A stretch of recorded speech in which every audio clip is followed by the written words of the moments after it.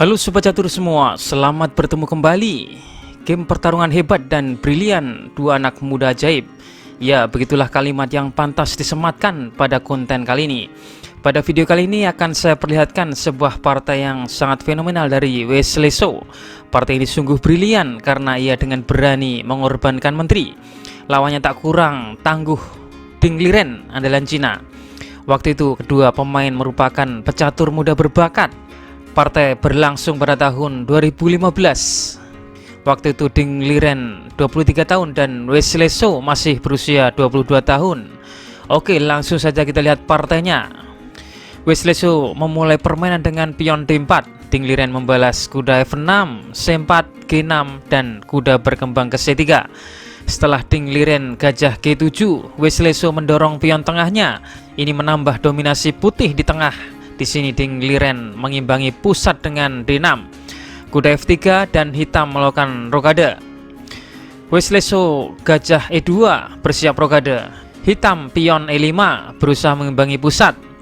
Setelah putih rokade dan kuda hitam berkembang ke C6, putih mendorong pion D5 yang mengarah pada posisi tertutup. Kuda menghindar ke E7 dan kuda mundur dengan maksud membuka pion F-nya. Di sini hitam merespon dengan kuda D7 yang sama-sama ingin mendorong pion F-nya.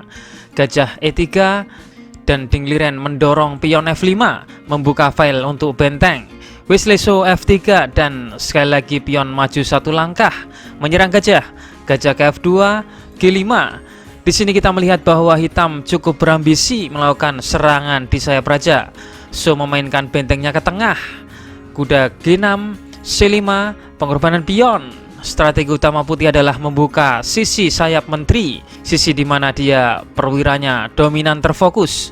Hitam terpancing makan dengan kuda, tapi putih membiarkannya dan memilih mendorong pion B4. Kuda mundur ke A6. Namun kini kuda ini sampai ke tepi papan dan akan tinggal selamanya di posisi ini.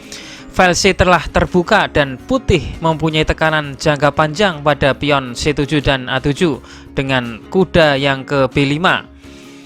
Kuda D3, H5. Hitam harus mencoba menyerang di sisi raja tanpa kudanya karena jelas putih jauh lebih kuat di sisi sayap yang berlainan. Kuda B5 menyerang pion A7. Ding Liren menutupnya dengan B6.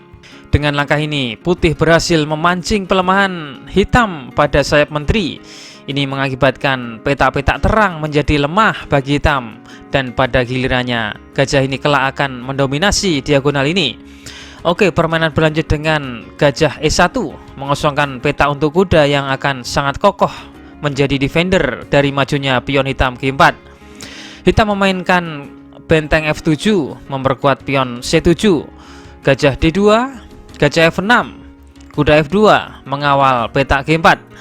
Lalu menteri hitam ke E8, menteri mengarah pada kuda putih. Ini artinya hitam berusaha mengurangi pembela terhadap petak G4. Artinya gajah putih dipaksa untuk mengawal kuda dan meninggalkan kawalan pada petak G4. Di posisi ini Wesley So membuat langkah cemerlang menteri A4.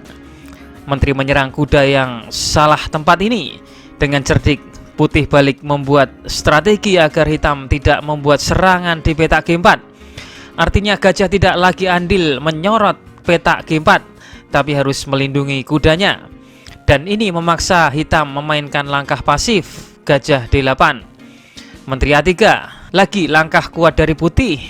Sekarang putih mengancam kuda makan pion D6, mengancam gajah yang sedang mengawal kuda. Dan hebatnya lagi, menteri ini berperan dalam pertahanan di baris ketiga. G4, hitam rupanya tidak sabar untuk segera melakukan pendobrakan di sayap raja.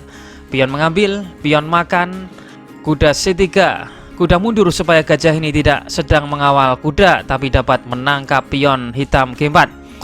Kuda pukul pion B4, gerakan yang mengejutkan datang dari Ding Liren, mengalihkan menteri putih dari baris ketiga. Putih sekarang menteri makan kuda. Lalu F3. Ini langkah kuat dari hitam. Sekarang jika putih melanjutkan pion makan pion, setelah pion mengambil dan gajah ke B5, maka menteri ke E7. akan menghasilkan keuntungan kuat bagi hitam karena akan datang ancaman Menteri H4, benteng H7, serangan yang benar-benar mengerikan. Oke, kita kembali ke permainan.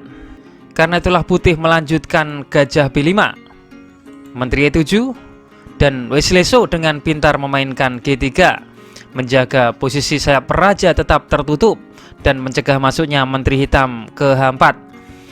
Benteng H7, Menteri C4. Putih siap menyerang dengan Menteri C6, mengancam benteng atau bisa juga menukar menteri dengan Menteri E8. Tampaknya sudah berakhir, tapi hitam tetap gigih memberikan perlawanan. Benteng H8 mengosongkan petak H7 untuk menteri untuk mengancam ke H2. Lalu putih Menteri C6 dan Menteri H7 mengancam mat di H2. Apa yang harus dilakukan putih dalam posisi ini? Putih memainkan langkah H3. Ya, inilah satu-satunya langkah penyelamat. Jika pion mengambil, maka raja ke H2 dan raja ini malah akan aman karena ini mencegah ancaman serius hitam di file H. Di sini hitam melanjutkan benteng B8. Kuda C mundur. Manuver pertahanan yang hebat. Manuver hebat kuda ke E3, F5, dan juga membuka file C untuk bentengnya untuk mengatur jebakan tersembunyi. Hitam melanjutkan A6. Hitam berusaha memukul mundur satu persatu perwira putih. Dimulai dengan mengusir gajah putih, dilanjut gajah ke D7 yang mengusir menteri putih. Tapi dengan brilian, putih mendahului dengan langkah yang sungguh gila. Menteri E8 skak, raja G7. Dan inilah puncak pengorbanan menteri makan gajah. Ya, putih mengorbankan menteri untuk melepaskan ancaman mematikan hitam di sayap raja untuk ditukar dengan keuntungan posisionil yang menentukan. Benteng makan menteri, benteng makan pion, gajah menutup, tapi benteng tetap menghantam. Benteng makan, gajah memukul, putih menukar menterinya dengan 3 perwira ringan, tapi itu cukup untuk mengurung pertahanan raja hitam. Pion hitam makan pion dan raja segera mengisi petak H2, menjadikan raja ini aman. Benteng B7, gajah E6, kuda F8 yang menginginkan pertukaran, tapi gajah putih tidak mau bertukar dengan gajah F5. Balik menyerang menteri, menteri H5, kuda G4, kuda D7, gajah skak, raja ke H8, kuda E3. Sedikit demi sedikit putih berhasil melakukan koordinasi perwiranya dengan sangat mengagumkan. Benteng C7.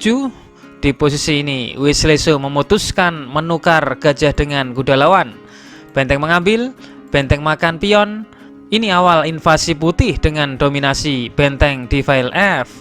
Karena itulah hitam berusaha meredamnya dengan memainkan benteng F7, mengadu benteng. Tapi benteng ke F5, langkah cerdik dari putih. Ini akan menciptakan pion yang kuat setelah pertukaran benteng. Benteng makan benteng, pion makan, menteri ke F7, dan gajah G5. Ini langkah kuat dan penting. Lihat betapa tak berdayanya menteri di tengah serbuan perwira ringan dari putih. Menteri hitam dipaksa bertahan. B5, kuda H6 menyerang menteri. Menteri ke F8 dan F6. Raja H7, kuda ke F5, raja G6, dan gajah ke H4. Putih siap dengan menekan dengan dorongan pion F7, E5, F7, E3, dan gajah E7. Perfect teknik yang sempurna. Hitam melanjutkan E2 dan kuda ke H4 melakukan sekak. Raja H7, gajah makan menteri, tapi hitam membuat menteri baru. Gajah makan pion D6, menteri F2 skak, raja makan pion, menteri kembali skak, raja ke G4, dan menteri kembali skak. Gajah menutup. Dan untuk kesekian kali kita diperlihatkan harmonisasi yang sempurna dari koordinasi buah-buah putih. Menteri E2 skak, kuda menutup, dan di posisi ini Ding Liren menyerah karena posisi yang sudah tidak memiliki harapan untuk menang. Kalau pertarungan dilanjut, misal menteri ke E7 untuk menghambat pion promosi, ada langkah kuat kuda G5 skak, di mana kuda ini bersiap ke E6 untuk mengawal promosi. Apabila raja makan kuda, maka tetap kuda E6 discover skak, dan pion tetap tak terbendung untuk promosi, kecuali hitam harus mengorbankan menterinya. Sebuah partai yang brilian. Jawaban asal otak video kemarin, benteng F5 yang apabila pion mengambil maka menteri melakukan skak. Karena itulah hitam harus mengorbankan menterinya. Tapi setelah pion mengambil, pion makan benteng, kuda ke F4, kuda makan kuda, menteri melakukan skak, raja ke E7, dan menteri makan benteng. Putih akan menang material. Oke, kita masuk ke segmen asa otak. Temukan langkah terbaik dari putih untuk memenangkan permainan. Jawaban asa otak ini akan kami tampilkan di video selanjutnya. Selamat menganalisa.